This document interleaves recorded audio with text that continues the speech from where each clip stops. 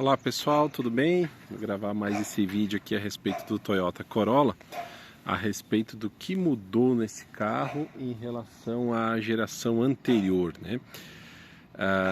O carro tá sujo hoje aqui, tem dado uns dias de chuva, mas estou aproveitando o final de semana. A pergunta é pertinente pelo seguinte: Corolla, como você sabe, é um carro assim bem tradicional, com compradores fiéis. Quem de nós não conhece aquele cara que ao longo dos anos vai trocando de um Corolla para outro, né? E nunca se arrisca a trocar o modelo do carro, né?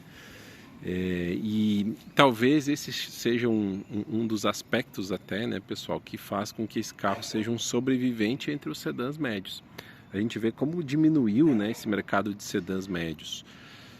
Nós tínhamos carros tradicionais aqui no Brasil, como o Chevrolet Cruze, como o Sentra, né, que voltou agora numa nova geração, mas com, por enquanto, um nível baixo assim, de vendas.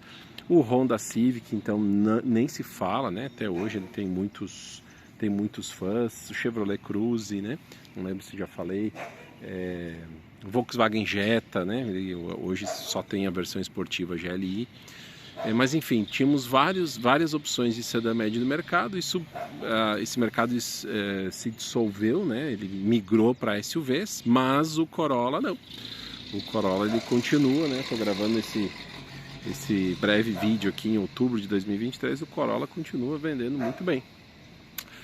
E isso acredito que tem a ver com as qualidades do carro, mas tem a ver muito com essa tradição, né, que a Toyota conseguiu com o Corolla, de fiéis proprietários, né? Então aquele pessoal que vai sempre trocando de um Corolla para o outro. E a pergunta aqui então é pertinente pelo fato de que talvez você tenha aí um Corolla da geração anterior, por exemplo, aquela geração que começou ali, se não me engano, em 2014 ou 2015, né? Não tenho certeza agora, e foi até o modelo 2019. E aí chegou em 2020, nós chegamos nessa geração aqui.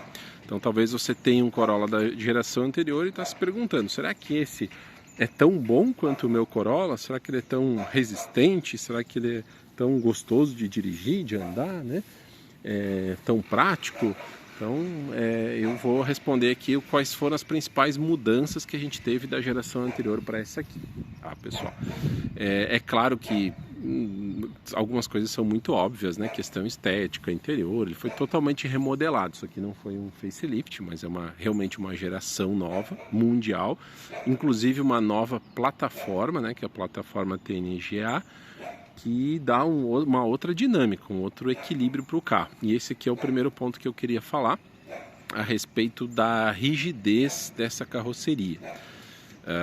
Eu conheço essa geração anterior atual do Corolla, conheço bem a geração anterior também, então acho que posso dar bons comentários assim sobre as impressões, né, de alguém que tem a geração anterior do Corolla e vai trocar para essa aqui. Quais que vão ser as suas impressões, o que vai mais lhe chamar a atenção, tá?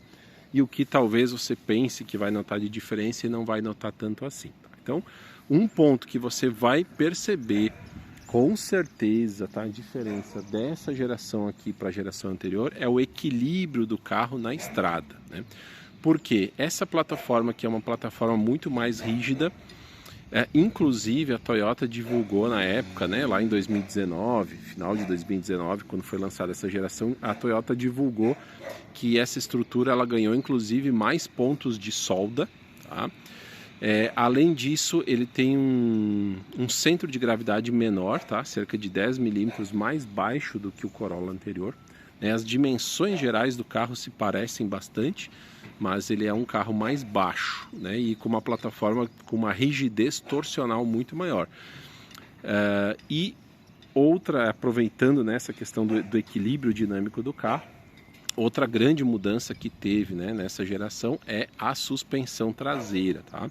Então o Corolla anterior ele trabalhava com eixo rígido, com uma barra de torção na traseira, e esse aqui já trabalha com um sistema independente.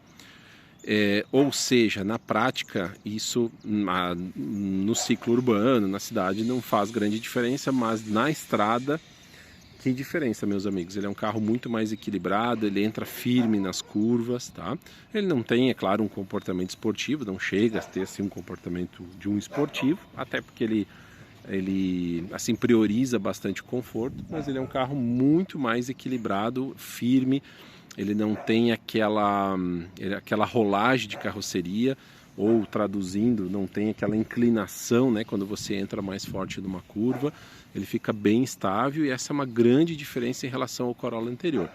Talvez você vai dizer, não, mas o meu Corolla ele é firme, ele é bom de estrada. Sim, ele é um sedã, né, de ótima qualidade, e se você está satisfeito com o comportamento dinâmico em curvas na estrada do seu Corolla da geração anterior, com esse aqui vai ficar mais ainda, né, você vai ficar bem impressionado. Isso fruto dessa rigidez torsional, né, dessa nova plataforma e da suspensão traseira, né, que passou a ser independente. Essa suspensão traseira também tornou esse carro mais eficiente ao passar por buracos, tá? Então, além de permanecer macio, como o da geração anterior, esse Corolla aqui você vai observar que ele tem mais desenvoltura ao passar por buracos, ao andar, por exemplo, numa estrada de terra, uma estrada de chão, você vai ver que ele vai passar facilmente, né, por buracos, não tem problema de raspar, é um carro alto, né, assim como era da geração anterior, mas ele se tornou mais resistente, né, ele absorve mais os impactos de buracos, né, isso você percebe em relação à geração anterior, tá? Agora, outro ponto que talvez você veja a ficha técnica, perceba que essa geração tem uma potência bem maior, né? O anterior tinha 150 cavalos, se eu não me engano, 153, alguma coisa assim, e esse aqui 177 cavalos, né? Então talvez você pense assim, puxa, agora eu vou comprar a nova geração do Corolla e ele vai andar muito mais. Aí depende, tá? No ciclo urbano e também em arrancadas, né? No uso assim menos vigoroso, você não vai notar diferença. Ou seja, na prática é um carro de bom desempenho, não empolgante, né? Nunca falta força, nunca falta potência, né? Para subir uma ladeira, para fazer uma ultrapassagem, mas não é um carro que empolga e essa geração é assim também, tá? Quando que você vai perceber esses 177 cavalos? Num nível de rotação mais alto na estrada, numa velocidade maior, né? Quando você pisa fundo, né? Dá o pé fundo, né? Dá tudo no acelerador, aí você vai ver, opa, apareceu aqui os 177 cavalos e ele chega até a empolgar um pouco, tá? Então não na arrancada, não na retomada, mas numa velocidade maior, quando o outro já tinha, digamos assim, entregue toda a potência. Esse aqui você vai perceber lá no final, né? Em velocidade maior, em nível de rotação maior, você vai perceber uma potência maior, tá? Por que eu acho que acontece isso, pessoal? Porque esse carro aqui ele ficou mais pesado. Se você olhar na ficha técnica, essa geração do Corolla em relação ao anterior, ele é mais pesado, ele é um carro mais estruturado. Então, em termos de desempenho, ele ganhou potência, mas ele não na prática não se traduz assim em grande diferença de desempenho. 0 a 100 é igual ou muito parecido, tá? Se não me engano. Outro ponto que talvez você tenha preocupação é com relação ao tamanho das rodas, né? Talvez você tenha aí um Corolla que use rodas aro 16, por exemplo, com um pneu de perfil mais alto. Então, será que esse aqui ele é mais duro, perdeu o conforto? Não, não perdeu, ele continua tão confortável quanto o anterior. Um detalhe que o 2020 até 2023 ele passou a usar pneus 225/45, esse foi um assunto até de outro vídeo que eu fiz aqui, e agora no 2024 ele voltou a usar os pneus 215/50, que já eram utilizados na geração anterior quando se falava de rodas aro 17, tá? Então talvez você está comprando aí um Corolla usado, né, 2020, 21, 22, 23, ele vai ter os pneus 225/45, mas se você trocar pelos 215/50, vai estar fazendo bem, vai seguir inclusive o padrão atual aí do 2024, como foi feito nesse carro aqui, como eu já mostrei em outro vídeo. O que mais? Questão de espaço interno. Ele ficou maior? Não, o espaço interno é bastante semelhante, tá, à geração anterior. Ficou menor? Ficou mais apertado? Não. O que acontece é o seguinte, talvez num primeiro contato, sim, você tenha a impressão dele ter ficado mais apertado, mas é que os bancos dessa geração aqui ficaram mais confortáveis, são bancos mais espessos, mais graúdos, né? Então, às vezes pode dar a impressão assim de que ele seja mais apertado, mas é pelo volume dos bancos. Mas não, o espaço interno é muito bom, né? Continua sendo equivalente ao da geração anterior, assim como a questão de espaço de porta-malas. O que eu queria falar mais, pessoal? Questão do câmbio, tá? A Toyota falou muito a respeito da evolução que teve o câmbio desse carro em relação ao anterior. Eu achava o câmbio CVT usado no Corolla da geração anterior muito bom, tá? Muito eficiente. E esse aqui também, né? Apesar de ser bem diferente. O que acontece?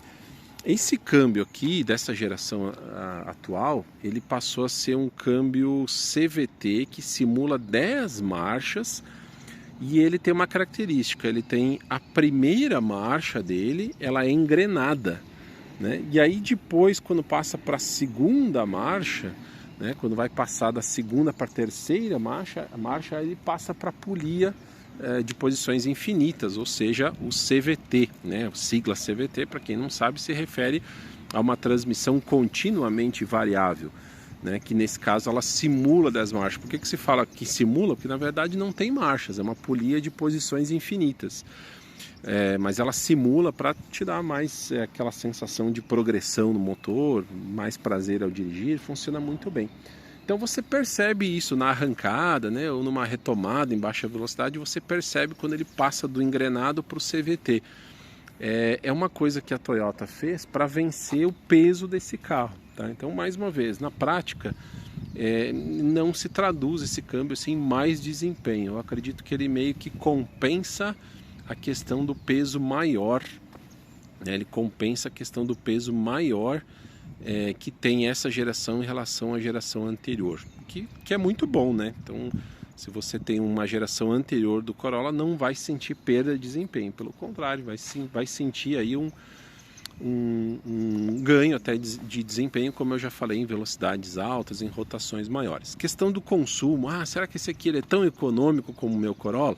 Veja que interessante, o Corolla tem fama de ser um carro econômico, apesar de ser um carro de porte médio aí, né, ou para os padrões brasileiros a gente pode até dizer que é um carro grande.